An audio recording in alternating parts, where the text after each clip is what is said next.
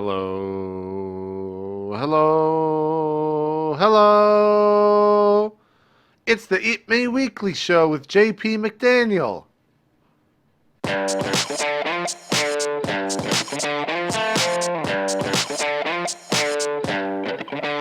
Hey guys, what's up? Welcome to Eat Me Weekly. JP here. Let's talk about the week, get on with the schedule, and learn more about ourselves in this video. All right, we're going to run through this quickly because I have found that people are simply tuning in just to see this screen right here. Don't turn off. Keep this.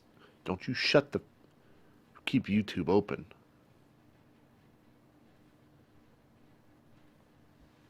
Monday is It Me Weekly. Tuesday we've got Battlefield 4.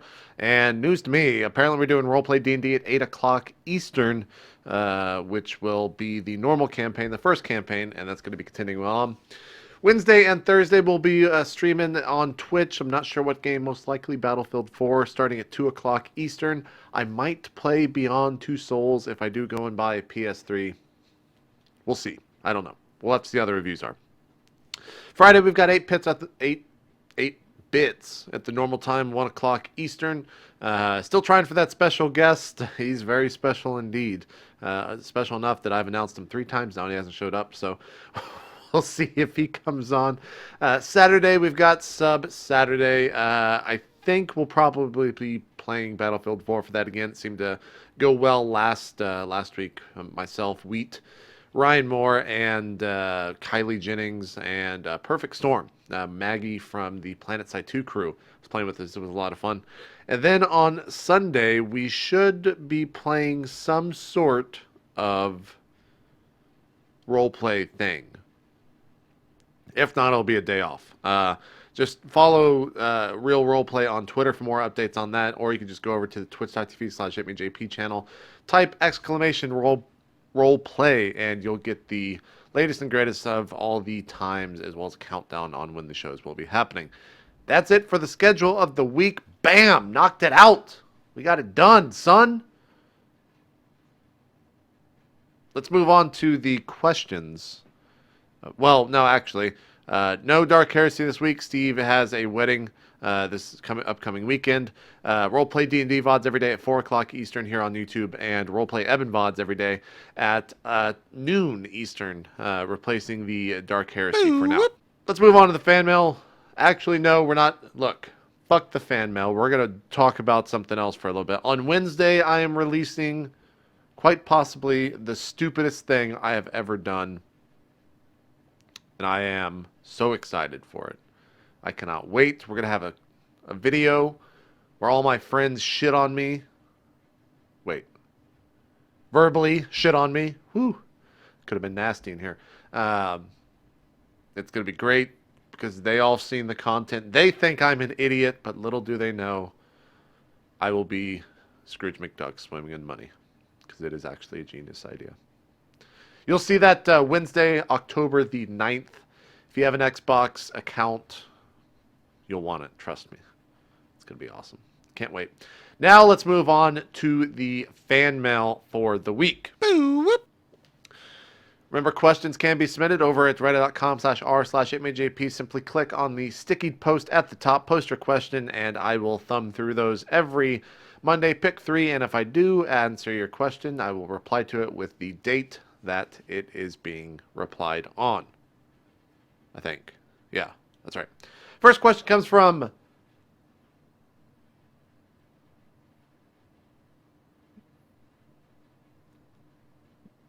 Mears Chan. I think I got that one right. How did you choose your player setup for Ehbon? Well, we've got myself as the DM. I messaged Neil and asked him if he'd want to be a player character. He was already looking for a DM at the time because he said he really wanted to play a campaign. So I was like, well, that's an easy fit. I like playing with Neil, and we'll have him as player character. Second person to join the crew I asked was Caitlin.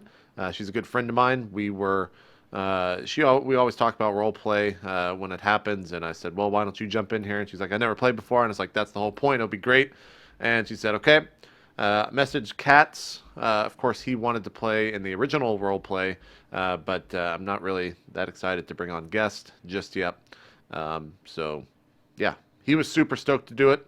And the final member is, of course, Ryan Moore. There were some other people that I was thinking about asking. Ryan just basically responded first. So that's kind of how he got in. So yeah, thanks for the question, Mirs Chan. Mirs Chan. I hope I'm not screwing it up. Maybe it's Mirs Khan. Who knows? Second question from the Greg09. What's the hardest part so far about being a DM? What do you anticipate to be the hardest? Hardest part about being a DM is keeping things interesting. What I'm pretty hard on myself, so if I feel like something is boring, I try to see if the other people on the show are having fun, and if they are, then I guess we're doing all right. I also have a hard time with naming things, as you can see. Ehbon, fucking worst name ever.